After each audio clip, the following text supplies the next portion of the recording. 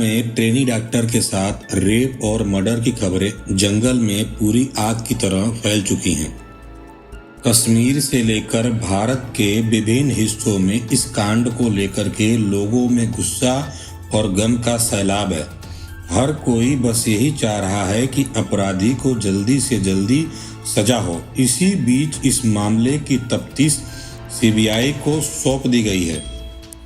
CBI को 5 अहम सवालों के जवाब ढूंढना है, जिससे इस मामले का पूरा सच लोगों के सामने आ जाएगा।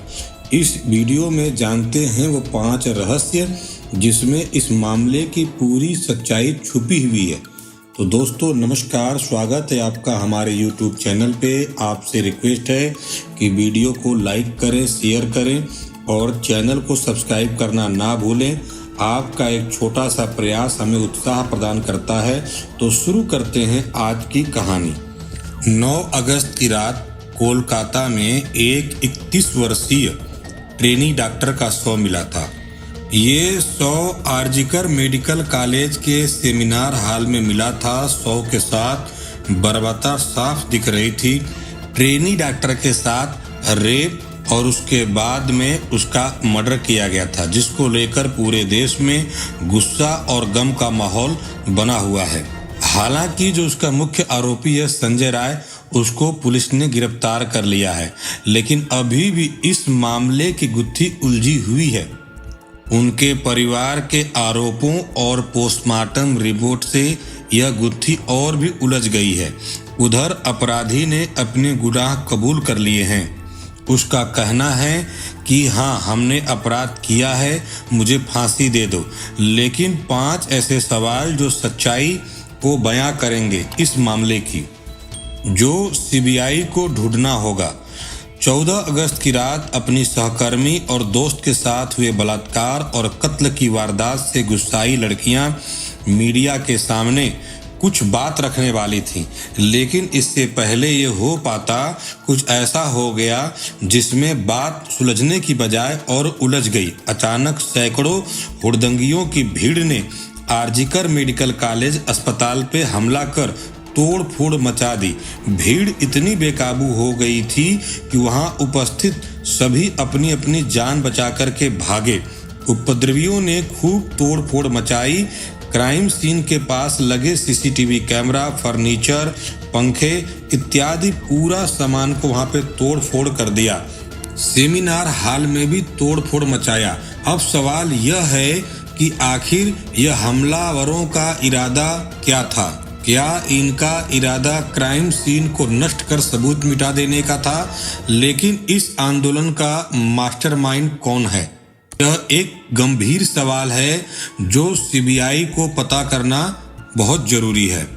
फिलहाल कोलकाता पुलिस ने 12 लोगों को गिरफ्तार कर लिया है। पूछताछ जारी है कि आखिर इसका मास्टरमाइंड कौन है। ट्रेनी डॉक्टर के रिश्तेदारों का कहना है कि डॉक्टर के पिता को 3 घंटे तक रोका गया था। उसके बाद बेटी के शव के पास भेजा गया। जब वो शव देखे तो विचलित हो गए। शव पे एक भी कपड़ा नहीं था।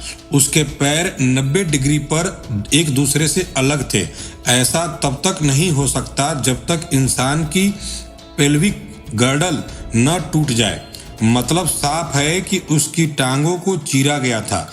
उसका चश्मा टूटा हुआ था और उसकी आंखों में चश्मे के टुकड़े थे।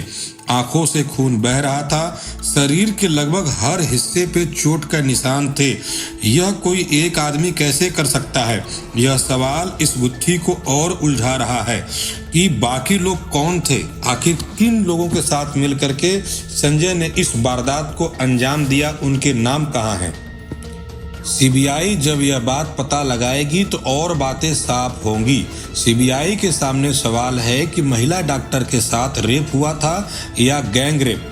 पोस्टमार्टम रिपोर्ट में मिले साक्ष्य बताते हैं कि उसके प्राइवेट पार्ट से 151 mg सीमन मिला था। एक्सपर्ट डॉक्टर मानते हैं कि इतने बड़ी मात्रा में सीमन एक आदमी का नहीं हो सकता। ये एक बड़ा सवाल है कि गैंग रेप में कितने लोग थे और वो लोग अभी कहाँ हैं, यह भी सीबीआई की जांच में ही पता चल सकता है। मीडिया रिपोर्ट के मुताबिक इस केस का मुख्य आरोपी संजय राय की पहुंच अस्पताल के सभी डिपार्टमेंट तक थी, तो क्या उसे ड्यूटी रोस्टर की भी जानकारी थी? ट्रेनी डॉक्टर 36 घंटे तक लगातार ड्यूटी कर रही थी। ड्यूटी के बाद रात 2 बजे डिनर करने के बाद वह स्टाफ रूम में ऊपर गई, तो फिर वह सेमिनार हॉल में कैसे पहुंची? क्या उसे कोई ले गया या आरोपी संजय वहां तक कैसे पहुंचा? ऐसे कई सवाल जो इस मामले में हैं, जो सीबीआई के जांच के द्वारा पता होंगे तो बातें और भी खुल करके आएंगी कि आखिर इन सब के पीछे आखिर किसका हाथ है। यह बातें सीबीआई के जांच में ही पता चलेंगी। फिलहाल सीबीआई इस मामले की गहनता से जांच कर रही है।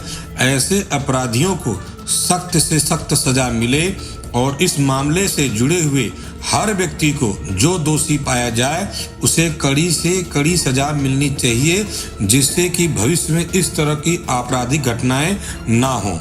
इस कहानी को सुनाने का मकसद किसी को परेशान करना नहीं है, बल्कि लोगों को जागरूक करना है, जिससे समाज में अपराध कम हो सके।